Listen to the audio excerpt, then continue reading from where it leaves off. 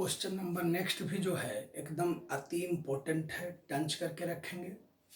देखिए, नाइट्रिक अम्ल बनाने की यानी नाइट्रिक अम्ल का सूत्र आप लोग को पता होगा, HNO3 होता है। तो कह रहा है नाइट्रिक अम्ल बनाने की ओस्टवाल्ड विधि, यानी जरूर लिखा हुआ है ओस्टवाल्ड विधि। इसका मतलब हो गया कि ओस्टवाल्ड जरूर कोई वैज्ञानिक का नाम होगा जो अपना ही नाम पर रख दिया। जैसे अब बल का ऐसा ही मात्रक न्यूटन होता है, तो अपने नाम पर वो रख दिए ताकि मरने के बाद भी हम लोग याद रखें। जब तक फिजिक्स रहेगा, जब तक उनका नाम याद रहेगा।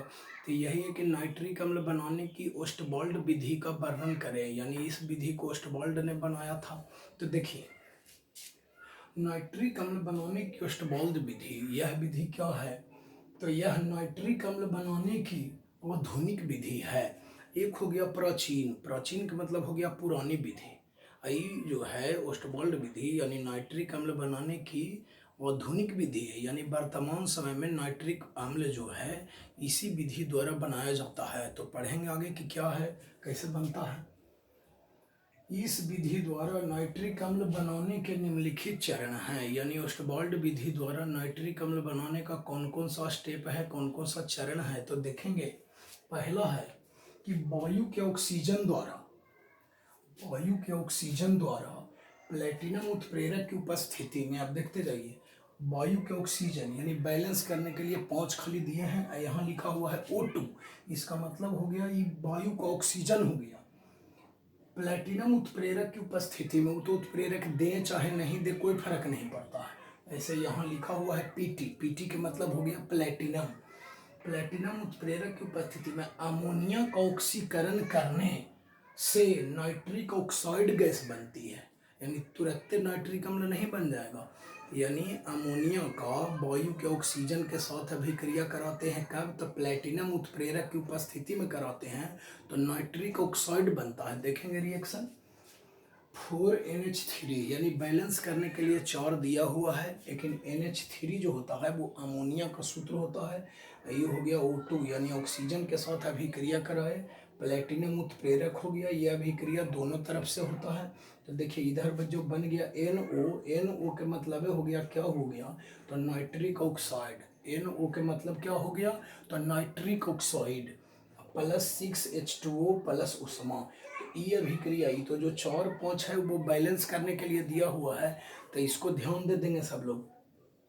अब ये अभिक्रिया देखने के बाद क्या पता चल रहा है, देखिए यहाँ पर भी उष्मा लिखा हुआ है, प्लस उष्मा। इसका मतलब है उष्मा क्षेपी अभिक्रिया है। उसके बाद देखिए उत्क्रमणीय भी एक है कि तीर के चिन्ह दोनों तरफ है, मतलब अभिक्रिया दोनों तरफ से हो सकती है। फिर देखिए आयतन अभिक्रिया के पहले कितना है? 5 4 9 आयतन है, अभिक्रिया के पहले 9 आयतन है। अभिक्रिया के बाद आयतन कितना हो गया? 6 4, देखिए 10 आयतन हो गया। यही नीचे लिखा हुआ, यह अभिक्रिया उत्क्रमणीय होती है। सही बात है। देखिए तीर के चिन्ह दोनों तरफ है, मतलब दोनों साइड से ये अभिक्रिया हो सकती है, यानी ये दोनों के बीच अभिक्रिया कराया अमोनिया और ऑक्सीजन के बीच, इधर नाइट्रिक ऑक्साइड जल बना, फिर ये सबको मिला देंगे तो फिर से ही बन जाएगा। तो देखिए यह अभिक्रिया उत्क्रमणीय होती है। कैसे पकड़ाया उत्क्रमणीय? तो तीर के चिन्ह दोनों तरफ है इसलिए पकड़ाया। यह अभिक्रिया उष्माक्षेपी होती है, यह अभिक्रिया उष्माक्षेपी। कैसे पता चला? तो देखिए यहाँ प्लस उष्मा लिखा हुआ है, तो वैसी अभिक्रिया जिसमें उष्मा उत्पन्न होती है उसको कहते हैं उष्माक्षेपी अभिक्रिया, तो प्लस उष्मा लिखा हुआ है। इस अभिक्रिया के फलस्वरूप आयतन में वृद्धि होती है।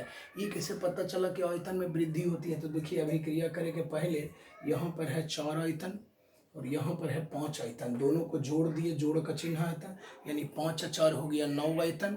अभिक्रिया के बाद देखिए है इधर ये हो गया 4 आयतन, ये हो गया 6 आयतन, ये दोनों को भी जोड़ देंगे तो 6 4 10 आयतन। तो पहले था 9 आयतन, अब फिर हो गया 10 आयतन, यानी अभिक्रिया में क्या थी? आयतन में क्या हुआ? तो वृद्धि हुआ। अब देखिए ये जो NO हुआ वो नाइट्रिक ऑक्साइड हुआ। अब सेकेंड स्टेप की ओर हम लोग बढ़ेंगे कि नाइट्रिक ऑक्साइड को, यानी जो नाइट्रिक ऑक्साइड प्राप्त हुआ उसको, नाइट्रिक ऑक्साइड को 473 से 573 के पर ठंडा करने पर, 473 से 573 के मीन्स हो गया केल्विन। केल्विन जो है ताप का ये सही मात्रक है। ठंडा करने पर, यानी जब जो नाइट्रिक ऑक्साइड बन गया उसको क्या करते हैं कि 473 के से 573 के ताप पर ठंडा करते हैं।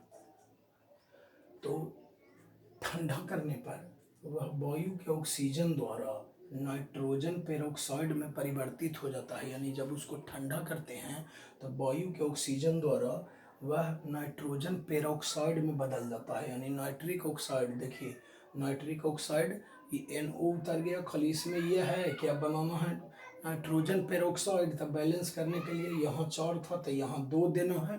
और फिर ऑक्सीजन, ऑक्सीजन द्वारा कह रहा है, देखिए ठंडा कर वायु के ऑक्सीजन द्वारा, वायु के ऑक्सीजन द्वारा मतलब प्लस नाइट्रिक ऑक्साइड को ऑक्सीजन के साथ अभिक्रिया कराए, तो यह भी अभिक्रिया दोनों तरफ से होती है।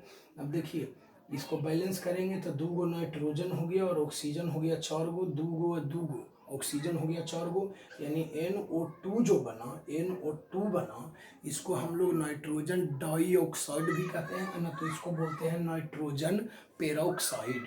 यानी NO2 को नाइट्रोजन डाइऑक्साइड बोलते हैं, नहीं तो नाइट्रोजन पेरोक्साइड बोलते हैं।